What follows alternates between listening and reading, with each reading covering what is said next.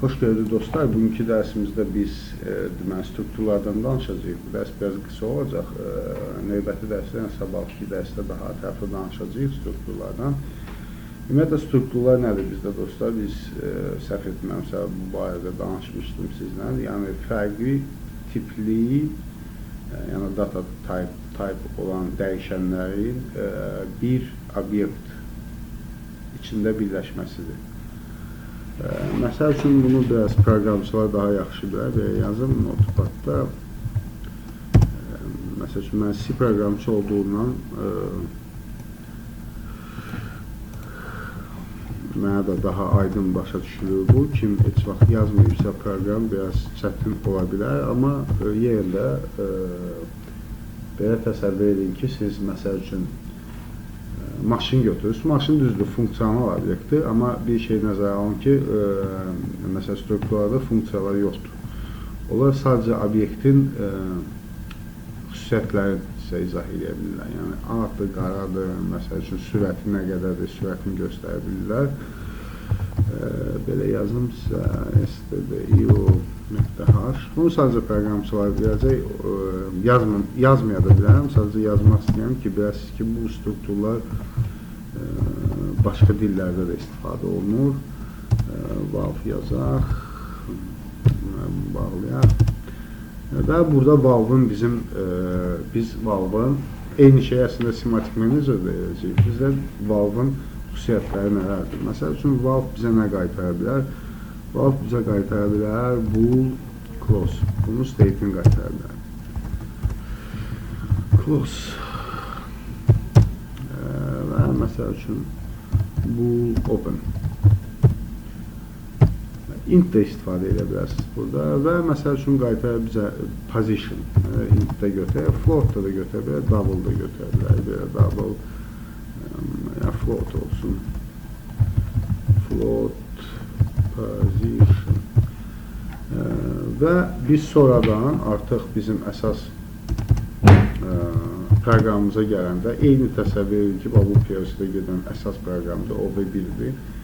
Yaxud da çağırdığınız funksiya olsa belə, bu funksiyada strukturu DB blokdan çağıracaq. Və burada nə baş verəcək bizdə? Biz yazacağıq sizlə struct valve v1. Biz artıq valve üçün bir obyekt yaratdıq.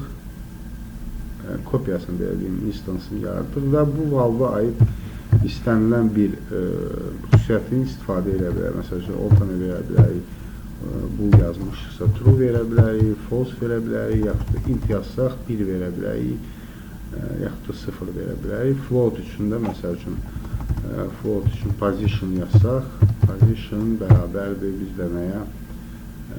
Məsəl üçün, açılıb 64% olsun, 64 nöqtə, məsəl üçün, 56 belə. Və eyni şeyi, dostlar, biz yarada bilirik bizim Semantic Manager'da. Birinci biz nə edirik? Birinci deməli, biz yaradırıq sizlə data block. Insert new data block. Elə bir qalsın, bunu data 1 eləyim. Bu deməli, simvolik name'i 100% yazın.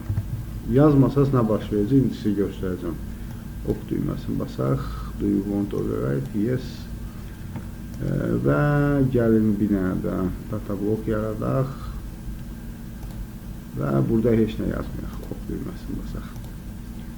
Və bir dənə açırıq sizlə indi function block yaradaq. İkinci dərsdə artıq mən bunu göstərərəm sizə necə dolduracaq. Burada bu funksiyalar DB blokların adından danışaq. Control value olsun belə. Ok düyməsini basarım. Baxın dostlar. Deməli biz yaratdıq 2 data blok. Biri DB1, biri DB2. Burada deməli simvolik name vermişik, burada verməmişik. Və bizə nə baş verəcək? FB blokunu açaq. Gəlin keçək, məsəl üçün, FBD-yə, istərsiniz ladderdə də qala bilər, belə də eyni problem olacaq. və bura əlavə eləyir ls bloku. Baxın dostlar, burada insert symbol name yazanda görürsünüz, ancaq dibi 1 gəlir, dibi 2 gəlməyəcək. Bu problemi çoxlarında görmüşəm. Siz də bunu yadda saxlayın ki, sizdə belə bir problem çıxmasın. Yəni bu eyni cürdə təsir edəcək OB blokunda. Bir də dibi bloku doldurmuşsunuz, sonradan yadınızdan çıxıb və tapa bilmirsiniz o bloku. Baxın, OB blokunu da açdıq buradan. Bir dənə harda göstərincə o blok, o da ki error verəcək yenə sizdə. View-nu götürək, FBD qoyaq bura. Baxın, burada göstərincə yoxsa yox. Burada göstərilir data 1. Görürsünüz, amma burada hər ikisi göstərməlidir. Bəli, burada hər ikisi göstərilir, amma yenə istifadə eləsəz bunu. Baxın, görüm, errorda qalacaq, yoxsa. Bəli, errorda qalacaq dostlar, bunu istifadə edə bilməyəcəksiniz. Çünki Semantic Manager buna link göndərə bilməyəcək.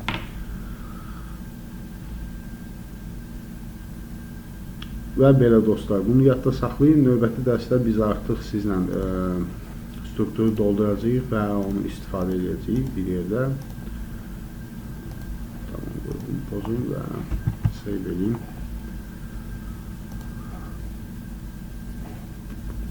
Oldu dostlar, çox sağ olun, salamat qalın. Kanala abunə olmağı yaddan çıxartmayın və şərhlərinizi yazmağı yaddan çıxartmayın. Təşəkkür edirəm hamınıza.